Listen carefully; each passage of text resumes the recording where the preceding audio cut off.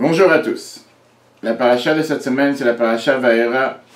La paracha dans laquelle on va parler des 10 plaies. On commence avec les premiers 7 plaies cette semaine.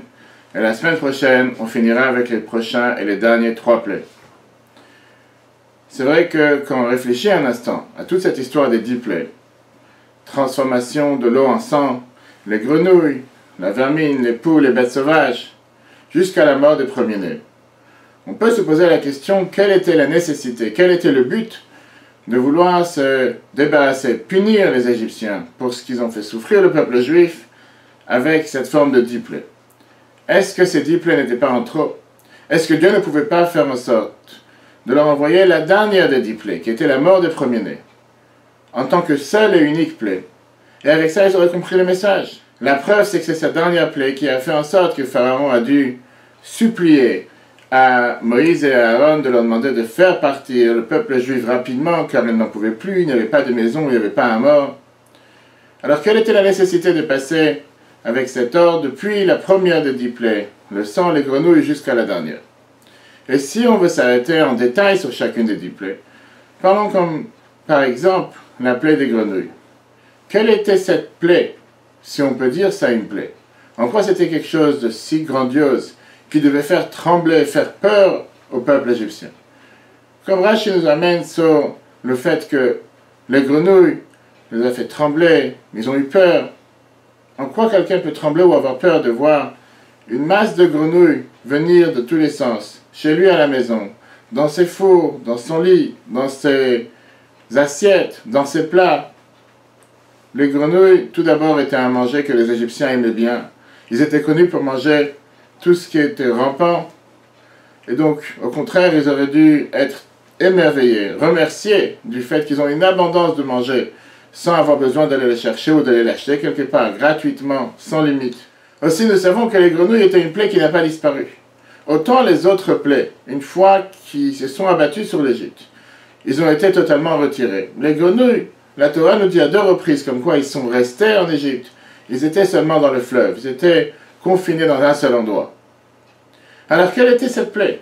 En quoi cette plaie était censée les faire réfléchir afin qu'ils prennent la décision de ne plus faire souffrir le peuple juif, voire de libérer le peuple juif? Dans un merveilleux discours, le Rabbi ramène l'enseignement basé sur le Abarbanel, ministre des Finances espagnol, commentateur du Chumash, qui nous explique comme quoi chacune de ces 10 plaies était en réalité pas seulement pour les Égyptiens, mais pour que le peuple juif prenne conscience qu'il y a un Dieu sur terre, le peuple juif qui est en train de naître, qui est en train de se former, qui est en train d'exister, qui est en train d'émerger, que ce peuple prenne conscience. Qu'est-ce que ça veut dire que Dieu dirige la planète, que Dieu dirige le monde à chaque instant, d'avoir cette foi en Dieu, cette croyance en Dieu. Et il nous démontre comme quoi chacune de ces 10 plaies avait un but précis, afin que le peuple juif se forge cette identité pour se séparer de l'idéologie égyptienne qui avait jusqu'à présent pénétré à l'intérieur de ce peuple et finalement accepté de vouloir sortir, recevoir la Torah sur le mont Sinaï. Mais arrêtons-nous justement sur les grenouilles. Combien de fois une personne peut se poser la question, moi, une si petite créature, est-ce que Dieu réellement fait attention à moi? Est-ce qu'il y a un Dieu qui regarde et qui a du plaisir du fait que je fasse une mitzvah, un acte positif? Est-ce que vraiment j'ai un sens à ses yeux? Est-ce que j'existe pour lui? Ou bien Dieu est là pour gérer les problèmes de la planète, les choses les plus importantes, les personnes les plus importantes, mais une personne simple qui se considère sans aucune valeur? Est-ce que Dieu vraiment va faire attention si j'ai mangé kasher, si j'ai mis les tefilines, si j'ai allumé les bougies, si j'ai fait une simple mitzvah? Il a des choses plus importantes à s'occuper. Pas forcément que ma personnalité, mon identité, ma personne lui apporte quelque chose ou soit signifiant pour lui. Et c'est justement le message que vient nous faire passer la plaie des grenouilles. Car dans les catégories des animaux qui existent sur Terre, on peut dire qu'il y a 3 différentes catégories. Il y a ceux qui sont là pour nourrir l'humain, comme par exemple la vache qui donne du lait, les abeilles qui donnent du miel. Ils se sentent utiles, ils peuvent se dire que oui, Dieu a du plaisir du fait qu'ils sont là et qu'ils nourrissent l'humanité. Il y a une autre catégorie d'animaux qui sont là pour faire des dégâts, voire causer des dommages. serpents, scorpions, autres bêtes sauvages, eux aussi peut-être peuvent se dire qu'ils ont une mission à remplir. Peut-être que Dieu les utilise pour punir les méchants.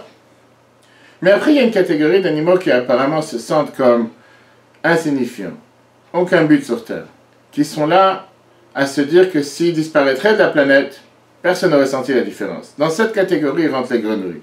Si jamais il y a une épidémie un jour qui fait disparaître toutes les grenouilles de la planète, mis à part le fait que dans certaines cuisines, ils n'auront plus de cuisses de grenouilles, non cachère bien évident, mais pas forcément ça fera une différence pour la planète. Vient la plaie des grenouilles pour montrer que même une créature insignifiante qui peut s'imaginer que Dieu n'a pas de contact avec elle, au contraire, à un instant précis, Dieu lui dit « J'ai besoin de toi. J'ai besoin de ton cri, j'ai besoin de ton bruit, j'ai besoin de ton existence. J'ai besoin que tu sois là pour remplir une mission à laquelle je t'ai destiné sur terre. » Ça, c'est ce qui s'est passé pendant la plaie des grenouilles en Égypte. Et c'est exactement le message que Dieu a voulu faire passer au peuple juif. Que personne pense à aucun instant qu'il est insignifiant. Que n'importe quelle chose qu'il puisse faire sur terre n'a pas un impact sur l'humanité tout entière, sur la planète tout entière.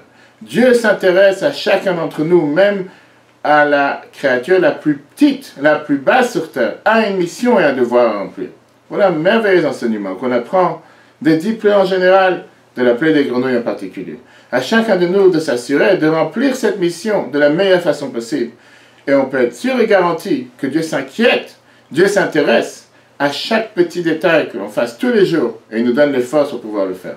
Très bonne journée à tous et à la semaine prochaine.